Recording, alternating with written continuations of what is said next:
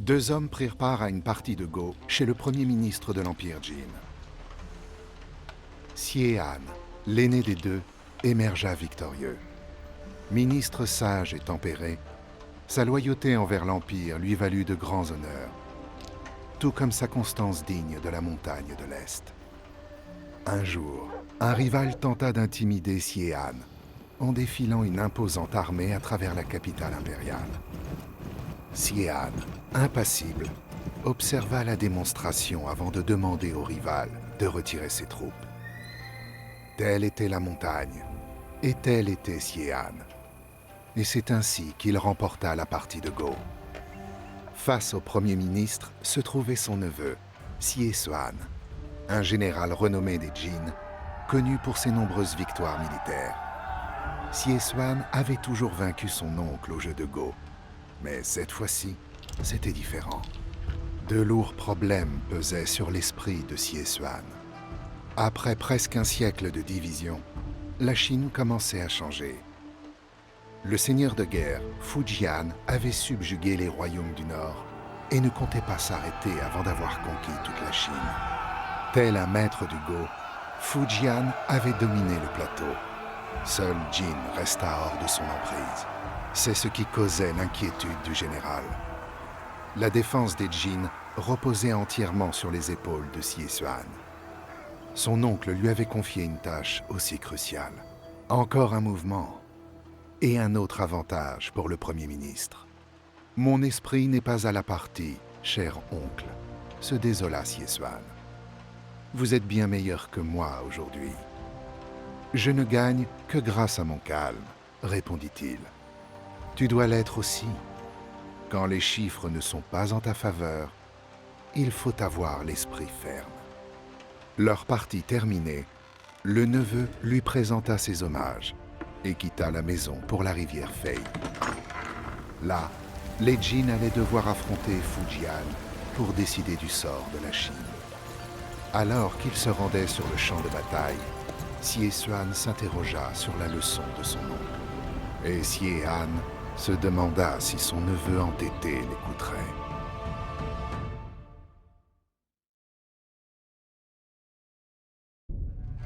Sous les conseils trompeurs de son conseiller Jushu, un agent double des Jin, le puissant conquérant du Nord, Fujian, retira ses armées de la rivière Fei.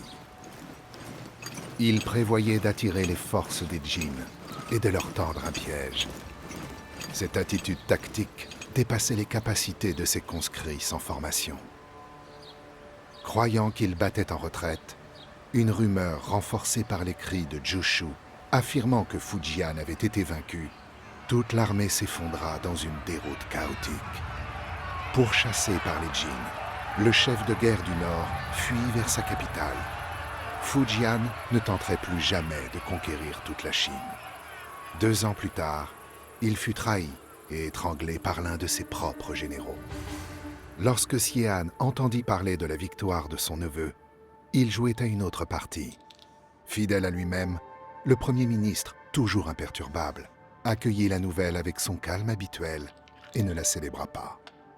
À la fin de la partie, alors qu'il se retirait dans sa chambre, une joie momentanée se manifesta. Il oublia le seuil de la porte en entrant et y brisa sa sandale. Même la montagne de l'Est peut se réjouir d'une grande victoire.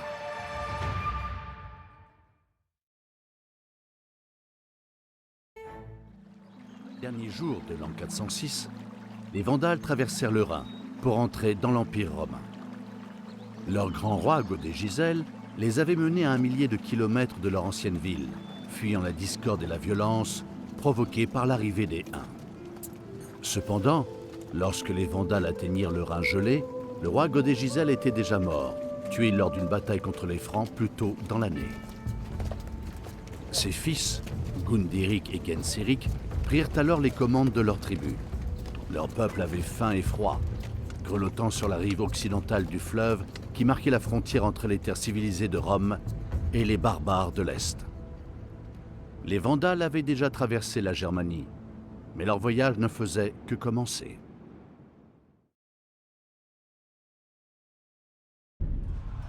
destruction et la terreur que les Vandales infligèrent à Rome les firent rentrer dans la légende. Des siècles plus tard, les échos de ces dévastations font que le nom des Vandales est associé aux actes gratuits de destruction. Malgré cette réputation, les Vandales formaient un royaume impressionnant en Afrique du Nord, passant de guerriers germaniques migrants à des marins expérimentés vivant dans les provinces les plus lucratives de Rome. Cependant, la grande richesse du royaume vandale en fit une cible lors de la reconquête de Rome par l'empereur Justinien. Après plus d'un siècle de règne sur l'Afrique du Nord, les Vandales furent finalement vaincus par le général romain Bélisaire en 534. Après cette défaite, certains Vandales rejoignirent l'armée romaine orientale, servant de cavalerie en Perse, tandis que d'autres fuirent vers le nord de l'Algérie où ils se fondirent dans la population berbère locale. Ce peuple, qui avait réussi une incroyable migration, de la Germanie à la Gaule, puis l'Hispanie et l'Afrique, avait enfin terminé son voyage. Ils disparurent dans les brumes de l'histoire. Suite à la chute de l'Empire, les légions de Rome quittèrent la Grande-Bretagne. Profitant de cette opportunité, les barbares attaquèrent l'île. Ils arrivèrent par la terre et par la mer. Les sauvages Pictes des Hautes-Terres du Nord, les pillards Gaëls de l'Ouest et de nombreuses tribus germaniques de l'Est. Tandis que les murailles et les villes de Grande-Bretagne tombaient aux mains des pilleurs, les Bretons implorèrent l'Empire de leur envoyer la Légion, ce à quoi l'empereur Honorius répondit qu'il devrait se défendre sans lui. La Grande-Bretagne était seule. Les écrits britanniques datant du 5e siècle sont rares, et cette époque est nimbée de mythes et de légendes. L'autorité centrale disparut, les villes furent désertées et les seigneurs locaux établirent des collines fortifiées et armèrent leurs serviteurs d'armes abandonnés par la Légion. 100 ans après la chute de la Bretagne romaine, le moine Gildas écrivait que ce fut le vil roi Vertigier qui fit venir les Saxons sur l'île afin de la défendre contre les autres groupes barbares. Les Saxons le trahirent, tuèrent les fils de Vertigier et fondèrent dans l'est de la Grande-Bretagne plusieurs royaumes, qui deviendraient un jour les royaumes anglo-saxons. Cependant, il demeura des vestiges de l'ancienne Grande-Bretagne, dont les racines remontaient bien avant l'arrivée des Romains sur l'île. À l'ouest de l'île, les Gallois parvinrent à préserver la culture bretonne de l'envahisseur saxon. Les Gallois restèrent libres pendant près de 9 siècles, jusqu'à ce que les Normands finissent par les conquérir. En l'an 768, Pépin, roi des Francs, fils de Charles Martel et favori du pape, mourut lors d'une campagne. Comme le voulait la loi, les Francs et leurs terres furent répartis entre ses deux fils. Carloman Ier, le Puiné, reçut la plus grande portion. Peut-être Pépin avait-il voulu que son plus jeune fils lui succède. Bien que Charles fût l'aîné, il était né hors mariage. De plus, le frère aîné de Pépin avait lui-même abdiqué afin que Pépin puisse devenir roi. Dans le pire des cas, les deux frères trouveraient bien un moyen de partager le pouvoir. Mais que valent les intentions d'un père face à la puissance et à la volonté d'un homme? Le jour de Noël, en l'an 800, Charles s'agenouilla devant un autel à Rome et se mit à prier. À son apparente surprise, le pape plaça sur sa tête une couronne ornée de joyaux. Et Charles fut proclamé empereur de Rome. Nous avons frappé de nos épées. Avec ce cri, le silence tomba sur la salle du banquet. Les guerriers serrèrent leurs cornes dans leurs mains et enfoncèrent les doigts dans les tables en chêne. Leur attention était sur le Scald, le barde venu des terres lointaines du Nord. Même là-bas, il chantait les exploits du roi mort. Nous avons frappé de nos épées. La tension était palpable. Les mots résonnaient sur les boucliers, les épées et les murs. Ils ricochaient sur les bracelets fondus à partir de reliques dorées et de calices ornés de joyaux, pillés lors de raids, qui avaient vu les cadavres s'amonceler devant la bannière au corbeau noir. Nous avons frappé de nos épées. Le Scald se leva. et les guerriers se dressèrent avec lui, cornes et épées en main, lances tendues, tandis que les flammes dessinaient des ombres sur leurs visages. Le Skald parla de son roi, et tous connaissaient l'histoire, car ils avaient eux aussi embarqué sur la route de la Grande Baleine, tels de véritables loups se repaissant sur ces côtes inconnues. Nous avons frappé de nos épées. Les guerriers frappaient leurs épées contre les boucliers en chaîne. C'était une clameur plus forte que celle qui s'élevait des murs de Paris. Le Skald n'avait pas besoin de prononcer un mot de plus, car son histoire était audible dans ce tumulte. Le fracas des puissants guerriers en disait bien plus long sur cette épopée que la chanson du Skald. Car tous connaissaient l'histoire de Ragnar Lodbrok. Le hall était calme. Les boucliers et les épées sur les murs étaient aussi silencieux, car il n'y avait plus de mots à faire résonner. Une souris sortit la tête d'une petite craquelure et renifla, en quête d'un larcin à dérober dans la salle qu'elle espérait vide. Puis, elle repartit d'où elle était venue. Là où ses oreilles lui avaient fait défaut, son nez, lui, avait détecté des hommes qui se tenaient immobiles. Le Skald avait achevé son histoire, et les guerriers restaient muets, des larmes silencieuses coulant sur leurs joues scarifiées. Le Skald avait chanté en l'honneur de leur roi mort, non de leur frère, car la guerre est notre mère à tous, et les liens qu'elle forge entre les hommes sont les plus forts. Car le Skald n'avait pas chanté ce qui avait été, mais ce qui aurait pu être. Non pas comment leur roi était tombé, empoisonné et étranglé dans une fosse aux serpents, mais comment il avait conquis et goûté ces rares gloires réservées aux dieux et aux héros des anciennes sagas. C'était une saga digne de son nom. En l'an 859 de notre ère, Björn, fils de Ragnar, traversa la mer sans marée. Il pilla toute l'Espagne musulmane avant de passer l'hiver sur la côte sud de la terre franque. C'est là qu'il attendit l'arrivée du printemps et le début de la saison des pillages. Une force sans pareille s'apprêtait à déferler sur les rivages et les villes côtières de la Méditerranée. Les Vikings étaient arrivés. Les pillages audacieux de Björn en Méditerranée offrirent un nouveau monde aux Nordiques. Les décennies suivantes, les Vikings étaient revenus. Avec le temps, leur réputation de guerriers en avait fait des mercenaires particulièrement réputés. Certains Nordiques avaient même servi l'empereur byzantin, formant une garde d'élite appelée les Vareg. Des siècles plus tard, les Normands conquirent la Sicile, qui deviendrait pendant une courte durée un royaume où se mêlaient les coutumes normandes, grecques, italiennes et islamiques. Mais cela arrivera plus tard, bien après le retour de Björn après ses pillages. Bien que de nombreux guerriers disparus aient festoyé au Valhalla, ceux qui retournèrent dans les terres nordiques avaient tellement de richesses qu'ils n'eurent plus jamais besoin de repartir piller. Une valkyrie se reposait à côté d'un vieux chêne et vit un corbeau perché sur une branche chétive. Le bec du corbeau était rouge de sang, de la chair pendait de ses serres. « D'où venez-vous, corbeau » demanda la valkyrie.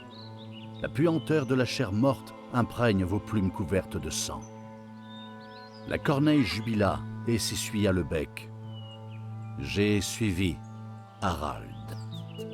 Avant que la valkyrie ne rencontre le corbeau, le jeune Harald régnait sur un petit royaume en Norvège. Ses richesses se mesuraient en cochons et en bateaux de pêche, mais il cherchait la main de la fille d'un roi. Il envoya son oncle, Guthrum, faire sa demande en mariage à Gyda, fille du roi Érik.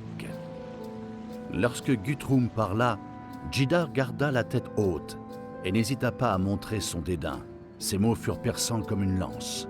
« Qui est ce petit roi » demanda-t-elle. « Il y a un petit roi ici, un petit roi par là, des centaines à travers la Norvège. Personne n'a donc assez de courage pour s'emparer du pays ? Transmettez ce message à votre Harald. Je ne deviendrai sa femme que lorsqu'il aura conquis toute la Norvège pour moi. » Guthrum retourna auprès d'Harald et lui transmit le message de Gyda. Le jeune homme sourit comme s'il venait de se souvenir de quelque chose qu'il avait presque oublié. « Elle a vraiment dit ça, Guthrum ?» demanda-t-il en souriant. « Roi de toute la Norvège, pourquoi n'y avons-nous pas pensé ?» Harald se toucha les cheveux et prononça ce serment. « Je jure qu'à compter de ce jour, je ne me couperai plus les cheveux tant que je n'aurai pas conquis toute la Norvège et épousé Gyda. Prépare un banquet, Guthrum, nous allons rassembler les meilleurs guerriers. Je vais avoir besoin de leur aide. » Profond navire bordé de boucliers, rougi aux mains en forme de dragon et à la proue sculptée, des soldats armés de lances venus de l'ouest et d'épées franques.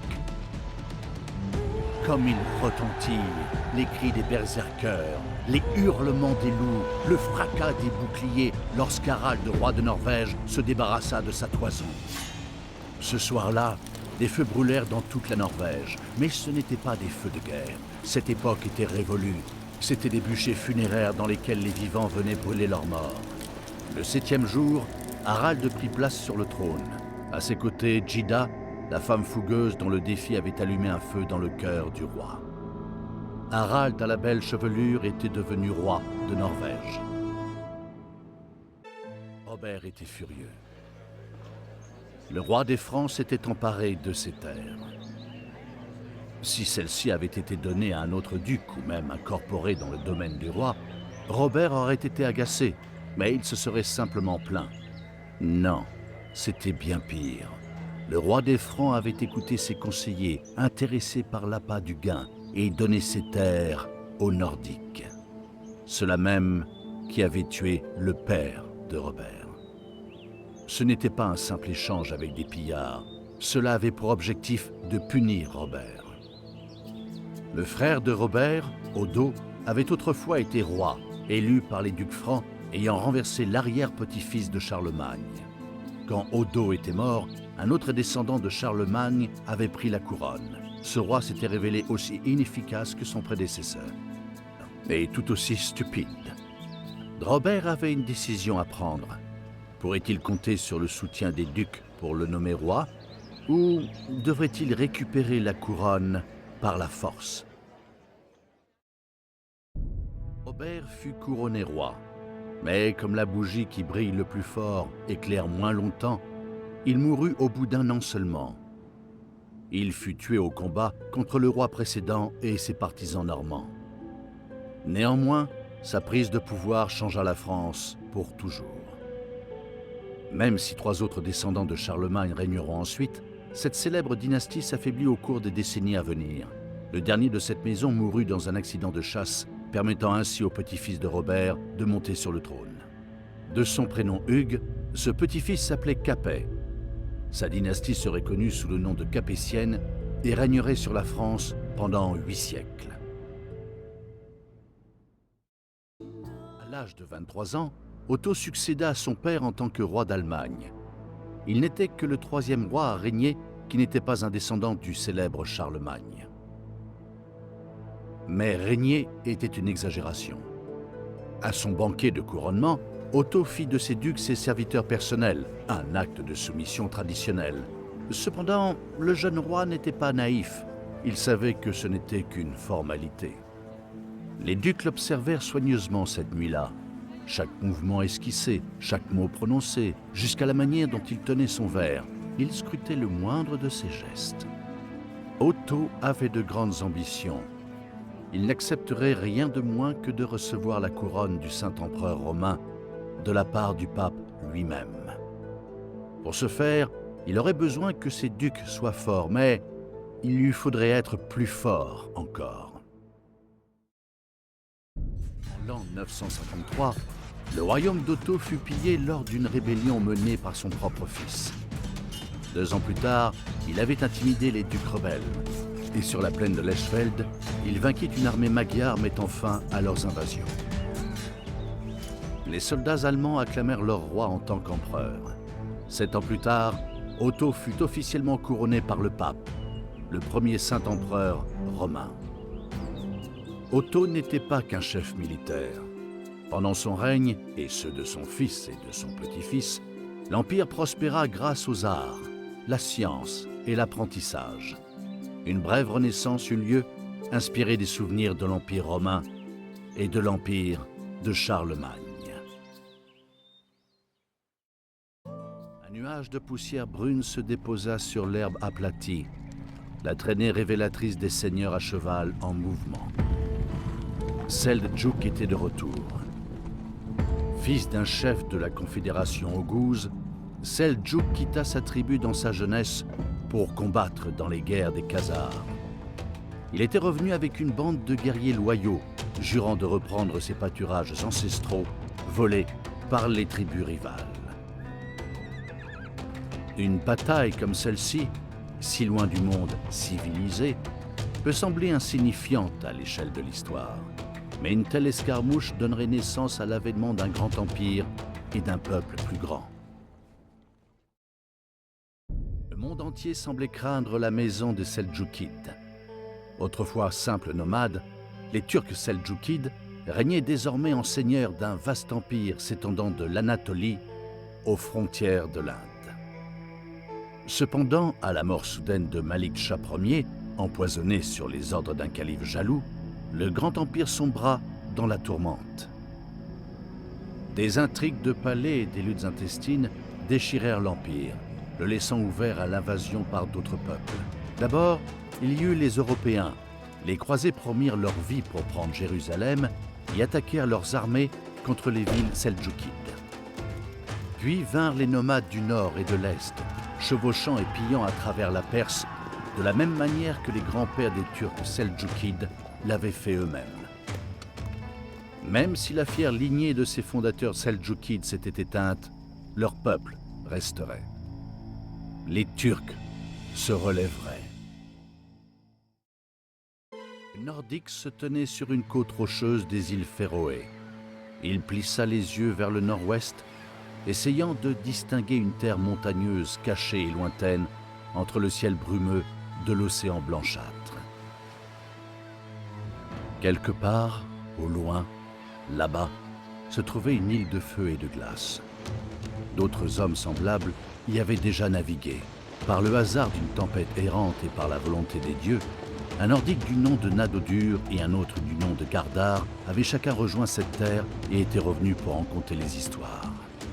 D'autres s'y étaient sans nul doute aventurés auparavant, mais leurs histoires s'étaient noyées dans la mer silencieuse. Ce Nordique serait différent. Son Cnar l'entraînerait sur la route de la Grande Baleine jusqu'à cette terre qu'il s'était imaginée comme les fjords attenant à Asgard. Ce serait une terre d'abondance, où il pourrait être son propre maître et y travailler ses propres terres. Un vrai défi dans les îles Féroé, toujours plus peuplées, sans parler de la Norvège, où le roi Harald à la belle chevelure régnait d'une main de fer. Le Nordique poussa son Cnar dans l'eau, entamant son voyage vers un autre monde. À l'extrême limite de son propre monde, là où il s'étirait pour en toucher un autre, lui toucherait le bord du Valhalla.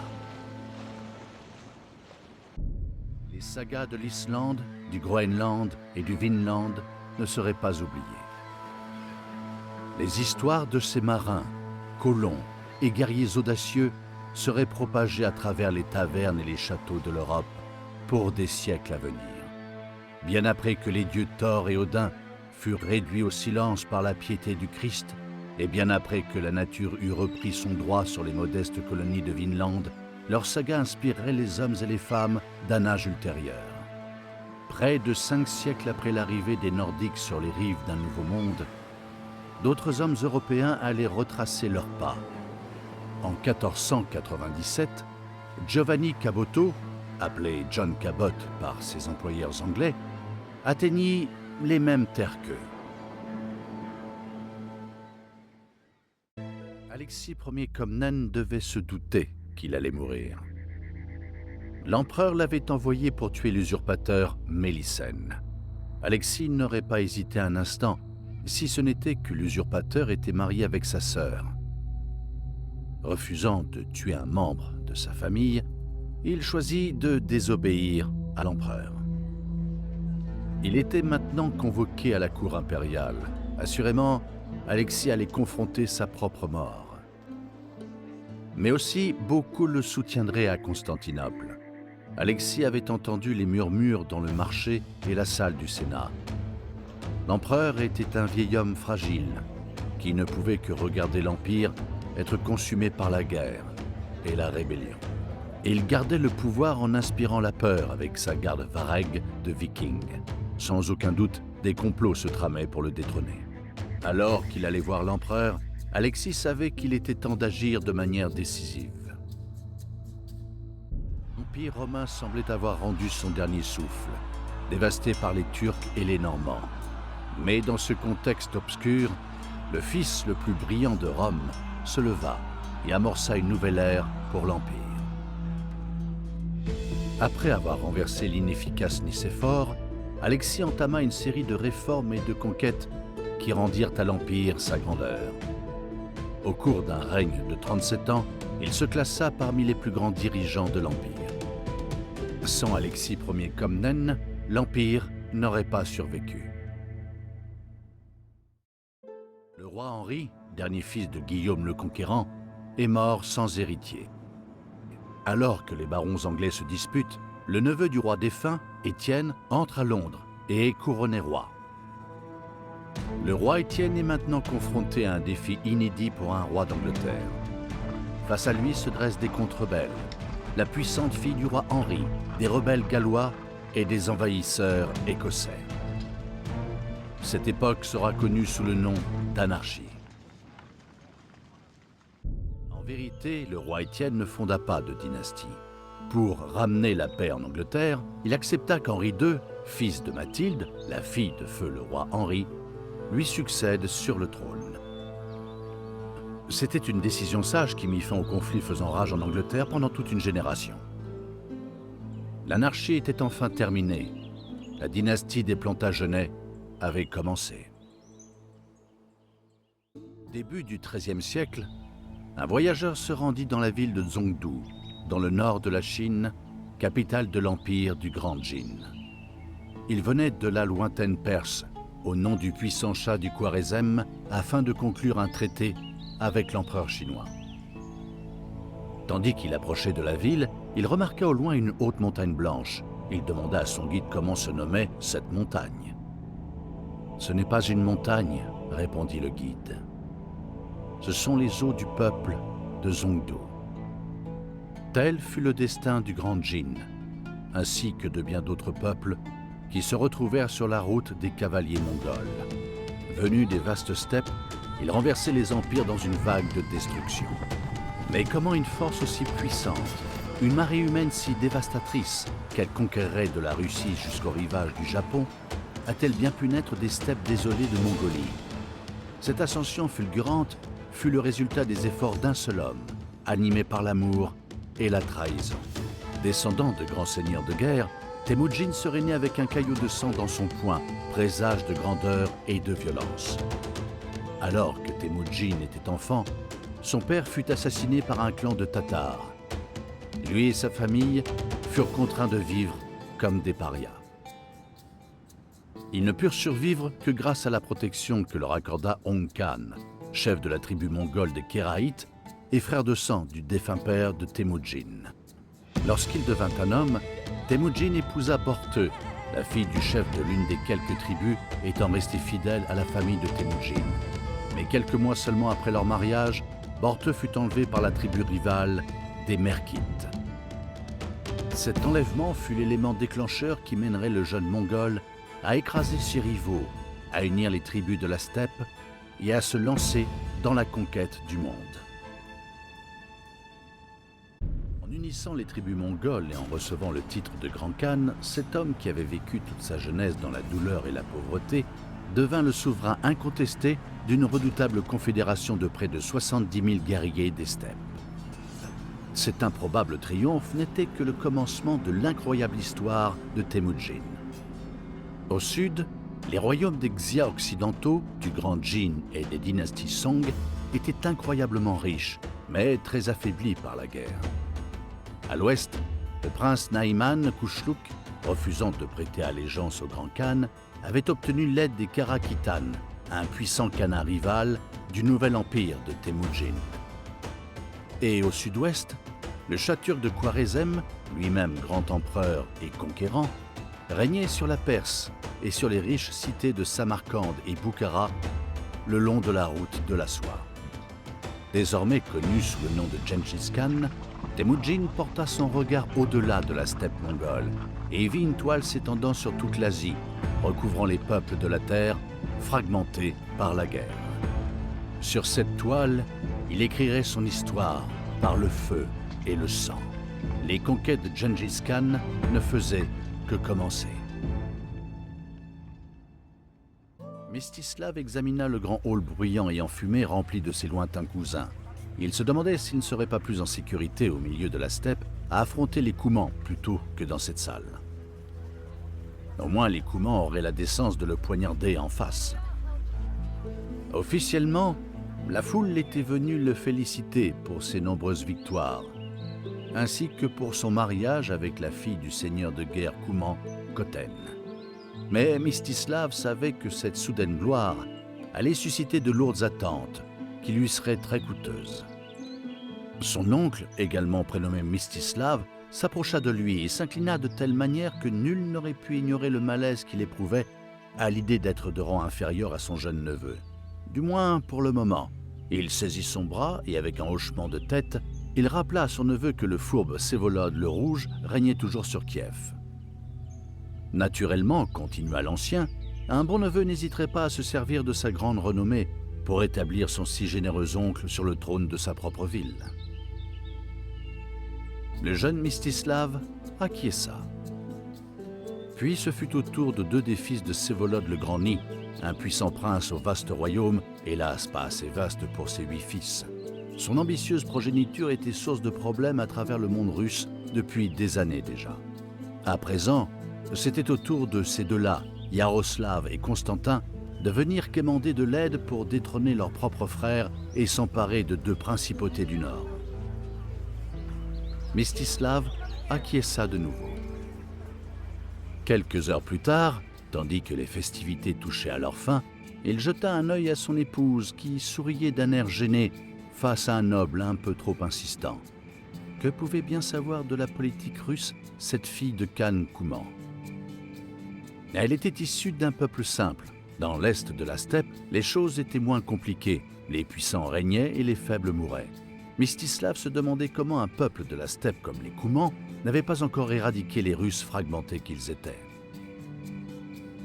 Mais cette pensée ne fit que traverser son esprit. Des affaires plus urgentes l'attendaient. Il avait fait beaucoup de promesses ce soir-là.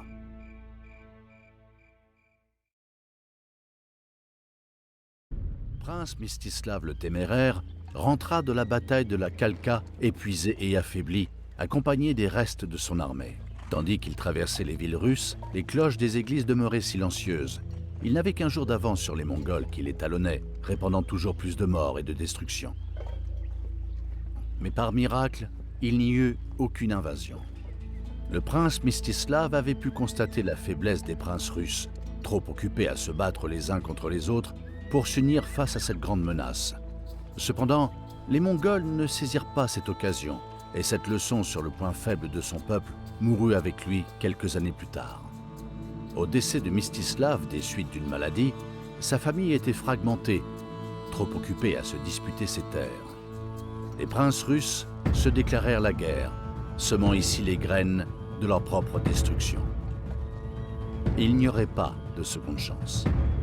Les Mongols reviendraient. La cloche sonnait alors que les troupes montaient à l'assaut des murs anciens. Ces défenses, bâties au cours du règne de l'empereur Théodose II, avaient préservé ce dernier bastion de l'Empire romain depuis plus d'un millénaire. Pendant 2 siècles, ces murs avaient résisté aux assauts des Huns, des Goths, des Perses, des Avars, des Bulgares et des Arabes. Seuls les croisés latins avaient réussi à prendre la ville, mais seulement par traîtrise. Les enceintes étaient restées intactes, intouchables, infranchissables depuis 1000 ans. Mais ces murs n'avaient jamais fait face aux canons. Le sultan Mehmed, commandant des forces d'invasion, le savait bien. En contrebas des murailles et sur des kilomètres à l'ouest, s'étendaient les rangées de tentes et les feux de camp de son armée ottomane. Le sultan était venu conquérir la ville, réaliser son rêve ultime. Aucune multitude de soldats n'était un prix trop élevé à payer pour sa victoire. Il savait aussi que les canons seraient la clé de son triomphe, la clé qui déverrouillerait ces incroyables remparts et qui lui accorderait la ville que tous les hommes désirent. Le sultan se tenait devant sa modeste tente, à côté d'un poteau, coiffé d'une queue de cheval, le symbole turc de la guerre. D'un geste du poignet, comme si tous ses soldats, cavaliers et canons, n'étaient qu'une ficelle accrochée à son doigt, il ordonna l'attaque. En vérité, les armées ottomanes écrasèrent les défenses de Constantinople. Les murailles imprenables depuis des siècles furent détruites par les canons. Les troupes de soldats turcs grimpèrent sur les cadavres de leurs propres morts, mais ne montrèrent aucune faiblesse. Malgré tout, une porte était restée ouverte, et ils purent entrer dans la ville. Les quelques soldats grecs et italiens avaient bravement résisté, mais furent encerclés et décimés. À l'aube, Constantinople n'était plus que flammes et cendres. Les ornements en or et en joyaux de Sainte-Sophie, l'église qui s'était dressée avec splendeur pendant 9 siècles, avait été arrachée des murs. Les femmes et les enfants s'y réfugièrent. Ils prièrent pour que des anges munis d'épées de la justice enflammée interviennent et frappent les envahisseurs. Mais au lieu de cela, ils furent rassemblés et enchaînés. Quelques-uns avaient bloqué les portes des petites églises, faisant sonner frénétiquement les cloches pour signaler à tout soldat encore en vie ou à tout navire en mer que des innocents se trouvaient à l'intérieur, qu'ils résistaient et priaient pour un salut qui ne viendrait pas. Les soldats turcs, avides de les dépouiller, frappèrent et brisèrent les murs.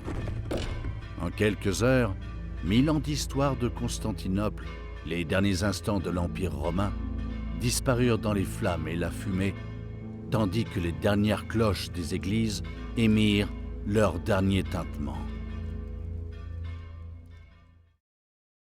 L'histoire dit que lorsque Mehmed devint sultan, les cours de l'Europe chrétienne le célébrèrent.